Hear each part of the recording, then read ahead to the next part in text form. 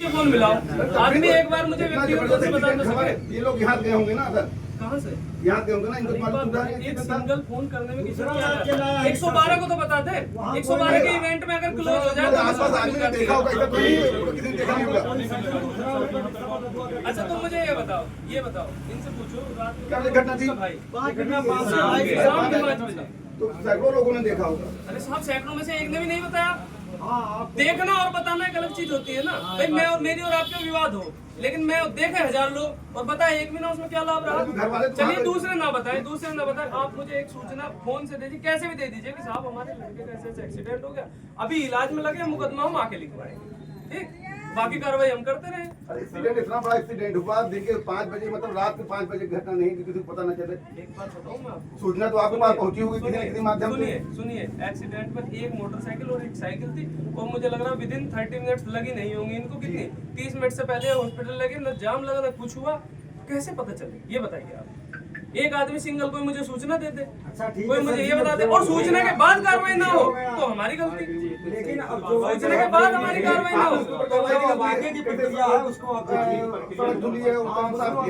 यार एक बात बताइए मुझे कि नहीं, आप घटनास्थल गए, कहाँ एक्सीडेंट है जब आपको पता चली तो? मैं तत्काल तो अभी आया हूँ, अभी तो आधे घंटे पहले तो मेरे पास आए हैं।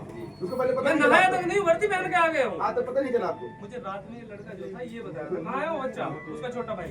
अरे प्लीज थोड़ा आए थे हम लोग छोटा भाई सब परेशान है। रात 2 बजे करीब से ऑलरेडी पहले पूरी बात 5 बजे जब मैं यहाँ आया शाम को ये लड़का यहाँ लेकर ये सब लेटे हुए थे बाहर की चोरी की घटनाएं ज्यादा चल रही। मैंने इनसे पूछा भाई क्या बात है, पहले मेरी बात पूरी सुन लीजिए उसके बाद बताइए। हमने पूछा भाई क्या बात है, कैसे यार तुम लेटे हुए बाहर क्यों, यहीं क्यों? ये बताया कि सब ऐसे छोटे उसका हमारे परिवार के लड़के का एक्सीडेंट हो गया। कैसे भाई? मैं उतरा, उनसे पूछा तो इन्होंने रात में जो मुझे बताया उसका छोटा भाई रोकते हुए मेरे पास बयान है।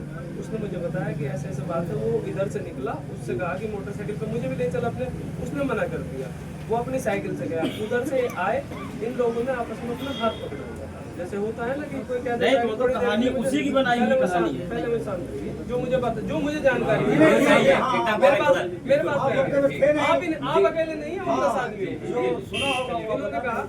अब उसमें घटना कैसे हुई, क्या नहीं हुई, इस चीज को कोई नहीं जान रहा, गिरे कैसे, ठीक जी, एग्जैक्ट गिरने वाली चीज कोई नहीं जान रहा, क्या हुआ, पत्थर आया, उसने साइड मारी, जो भी हुआ, जैसे इस चीज को कोई नहीं जान रहा, ठीक है।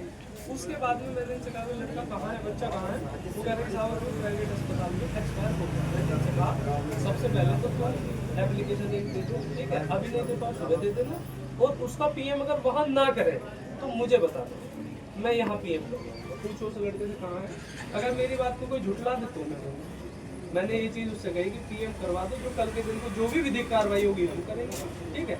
उसके बाद ये सुबह आए, सुबह इनके प्रार्थना पत्र में थोड़ी सी मिस्टेक, इसमें प्रार्थना पत्र को ऐसे लिखवाएंगे, अभी लिखवा देंगे थोड़ी देर में, से सही तरह वो कहे मौके पे ये रहे, इनसे पूछे प्रोसेस आप कीजिए। 24 घंटे हमारे परिवार में है, दौड़ रही तो है, ये ऑन हाईवे की घटना है, ऑन रोड की घटना है। क्या पुलिस आपकी गश्त पे नहीं थी कि घंटों नहीं पता चल पाया? अच्छा आप मुझे एक बात बताइए, गश्त का मतलब आप क्या समझ रहे हैं? आपको सिर्फ ये लगता होगा पुलिस 24 घंटे वहाँ रहती है? नहीं, कहीं तो आधा घंटा 1 घंटा 10 काम में करो भैया, 10 काम अन्य प्रकार के भी होते हैं, सिर्फ एक ये नहीं होता है, ठीक। चलिए मैं तो ये मान रहा हूँ कि पुलिस के 1000 दायित्व है, ठीक, एक दायित्व तो परिजनों का भी है, पड़ोसियों का भी है। आज मेरे पास में 15 आदमी